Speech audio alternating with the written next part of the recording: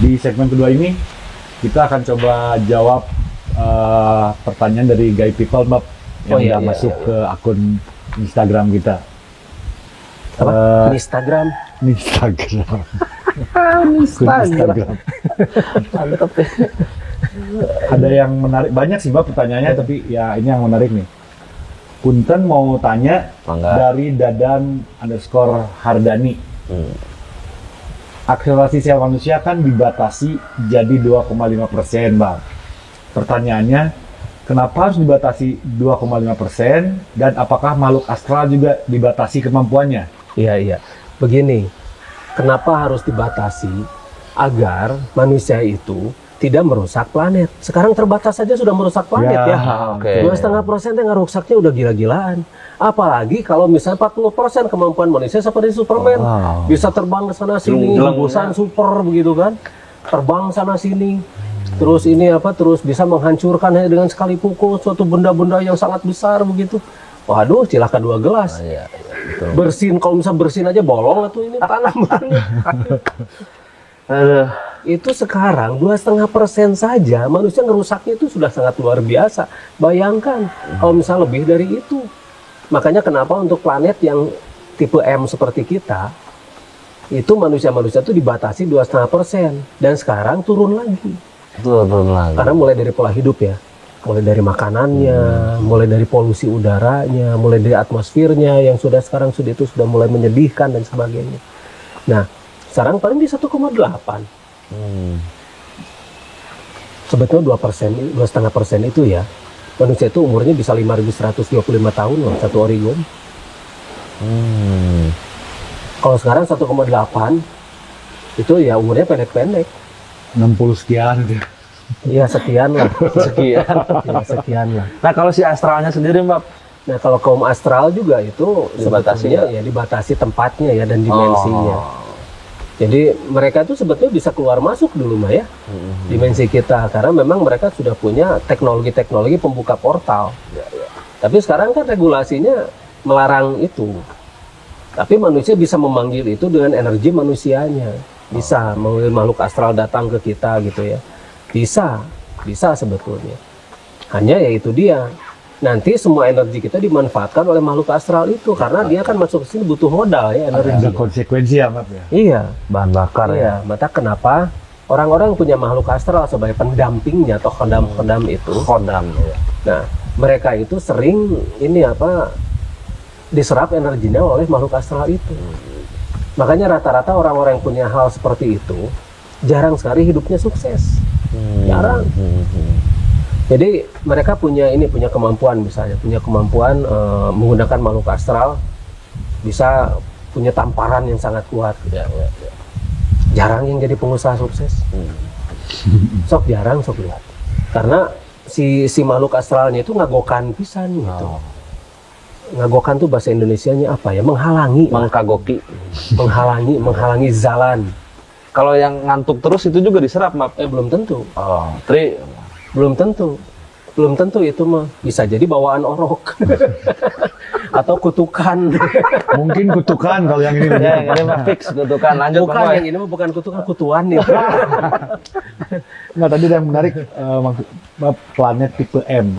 Iya. Tipe M di sini ya, bumi ini planet tipe M atau tipe middle, tipe manusia lah. Jadi tipe yang di dalamnya itu ada life support untuk kaum-kaum yang 2,5%. Ada juga planet yang tidak disupport seperti itu, tapi makhluk-makhluk yang di dalamnya juga nanti berbeda.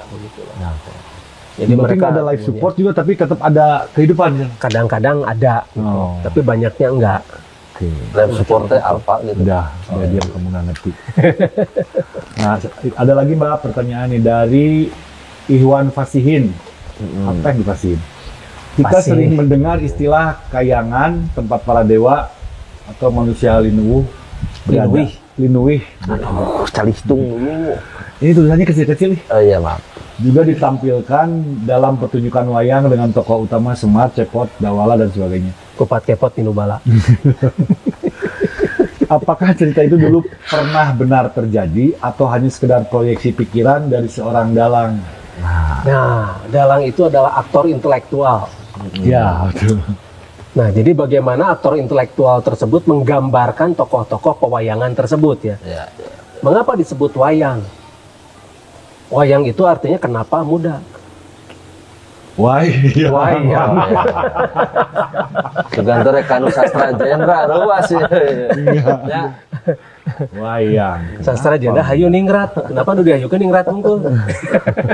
Ada urang. Yang gak ningrat nggak hayu. Yang tidak ningrat nggak hayu. Jadi begini, sebetulnya begini ya, sejak dulu kaum-kaum yang di atas kemampuan kita yang hidup di luar planet kita ini sering datang kemari. Contohnya bangsa Mosram. Bangsa Mosram itu dia adalah suatu bangsa yang menjadi dewa-dewa Mesir kuno. Nah, itu kan disebut dewa kata mereka. Kalau di kita mah kan dewa teh gede wadulnya artinya teh gitu nya. Atau dewasa lah, dewa gede wadah sangu gitu. Kalau di sana dewa itu adalah mereka-mereka yang punya kemampuan-kemampuan lebih dan mereka itu akhirnya disembah oleh orang-orang itu begitu. Kaum Mosram itu adalah kaum yang menjadi dewa-dewa Mesir kuno. Dan itu di hieroglif itu banyak sekali gambaran-gambaran tentang mereka. Kedatangan itu. Iya, tapi banyak sekali hieroglif penting yang dihapus. Digantikan hieroglif baru untuk mengkaburkan. Ya. Nah, ya satu contoh lah. Ada satu contoh yang namanya kaum Anara, disebut dewa kesuburan. Kaum Anara itu dia punya sayap lah ya.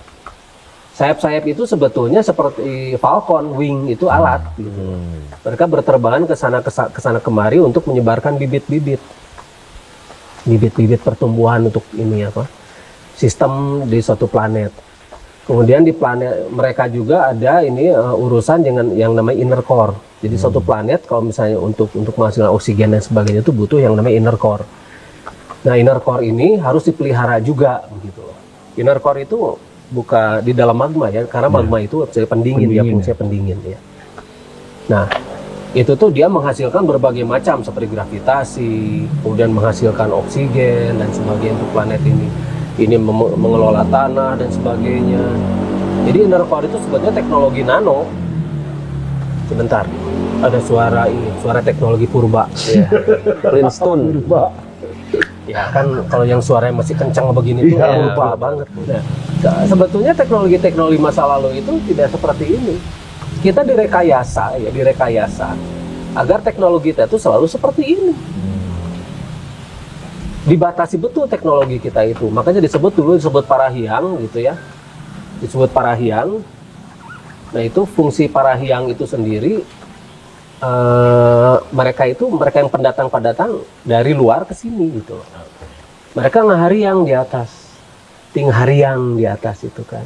Terbang menggunakan anti gravity. Sebetulnya saya sudah bikin anti gravitasi itu. Hanya itu tidak bisa nanti dulu dikembangkannya ya. Nanti lagi. Nah, itu tuh jadi kalau misalnya anti gravitasi berarti kita harus bisa membuat suatu device yang bisa menolak gravitasi bumi. Berarti dia harus mengeluarkan medan magnetik yang searah dengan medan magnetik bumi. Nah, tergantung dari tekanan dan kebutuhannya juga. Nah, terus seperti tadi yang tokoh-tokoh seperti Semar gitu kan. Semar itu sebetulnya Zenmar atau Zena Amnaruta. Zena Amnaruta ini adalah seorang tokoh yang dia itu menjadi guru dari berbagai macam peradaban dan kebudayaan, bahkan itu sampai keluar bumi. Jadi dia adalah seorang yang berjuluk ark itu bahtera, ki itu energi, ti itu dari, rem itu ketika semua planet itu dalam satu jalur rem, a itu anak. Arkitirem. Iya. Jadi dia itu Zenmar, Zena Amnaruta, jadi anaknya Amnaruta.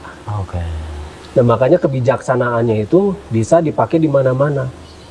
Dia menyamar menjadi wujud-wujud yang jelek. Karena asli nama kaset pisan gitu. Yang aslinya mah beda lah, wujud aslinya beda. Nah, itu beda lagi dengan Semar gitu ya, dengan Zenmar. Nah, terus untuk tokoh-tokoh tadi, kan itu hidupnya kan di luar kan ya. Disebut kahyangan itu adalah suatu tempat, mothership-nya gitu kan. Mothership-nya, jadi kapal induk mereka yang di atas, gitu. Nah itu disebutnya kahyangan.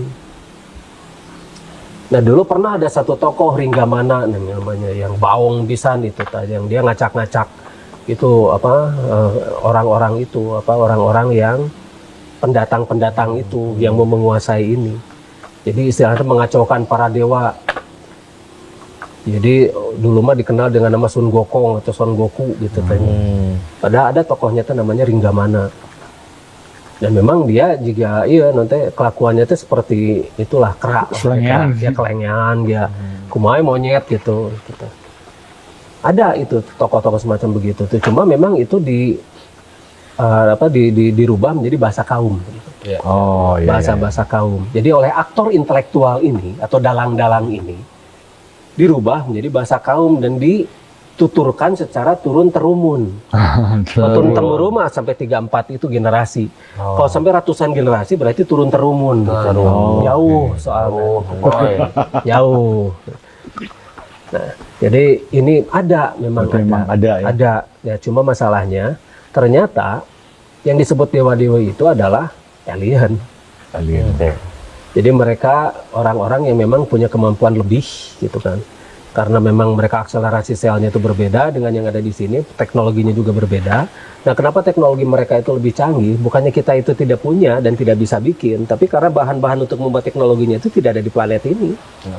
Salah satunya Klustonit, Gogonit itu kan tidak ada di sini. Gitu kan. Bahan-bahannya itu di sini. Dulu ada ekspor import itu ada.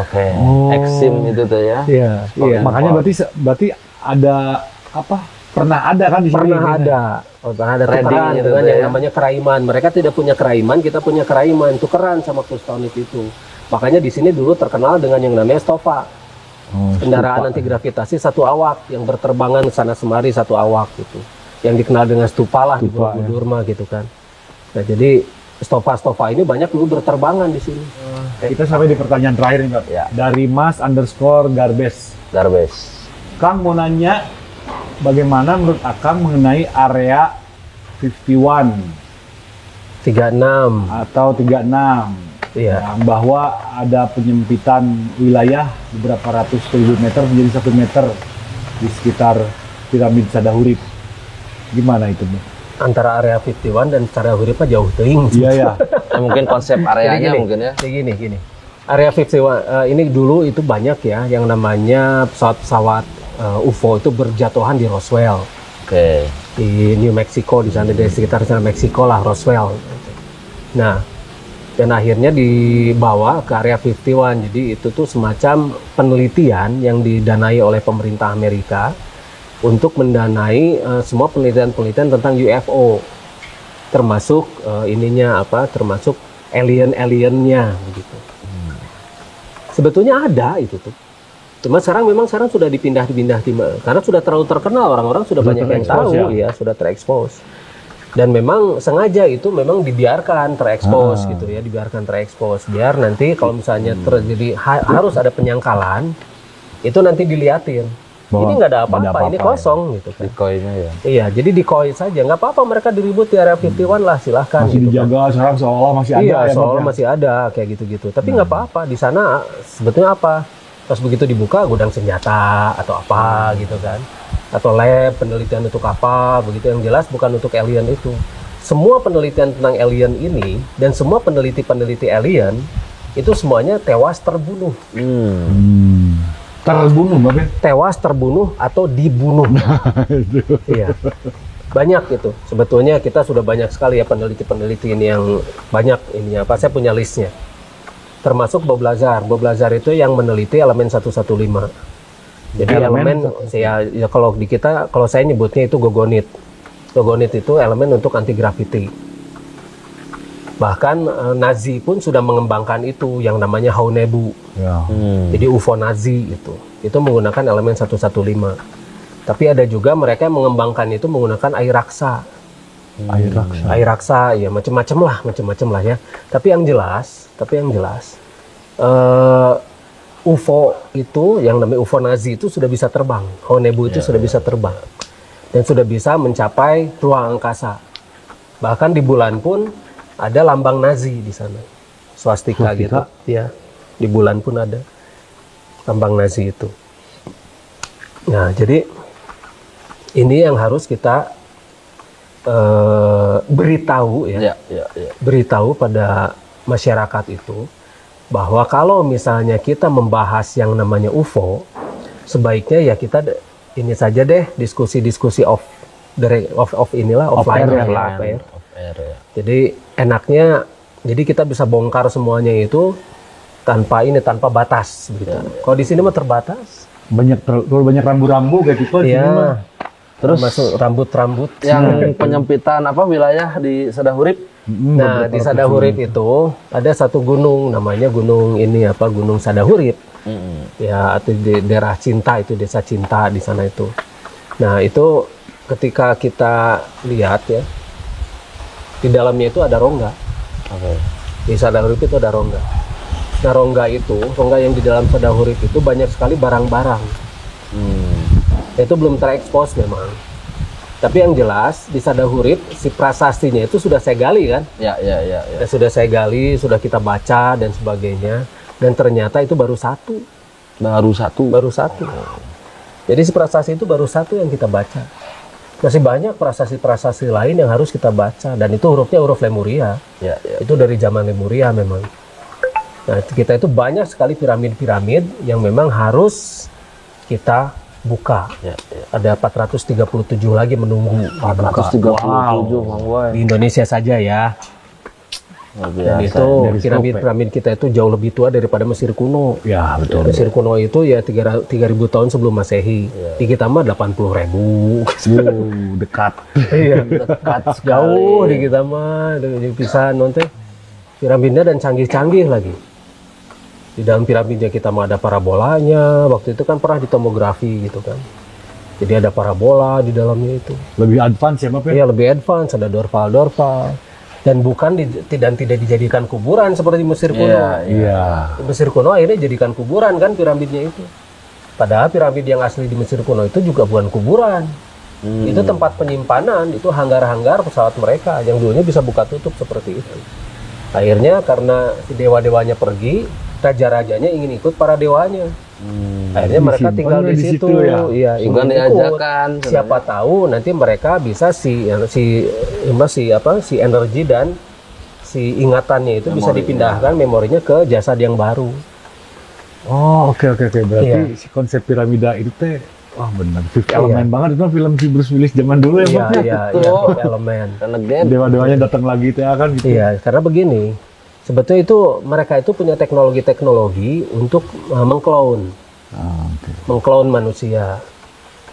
Karena mereka punya satu bakteri namanya Enalus. Nah, si bakteri Enalus ini kita nggak punya, gitu.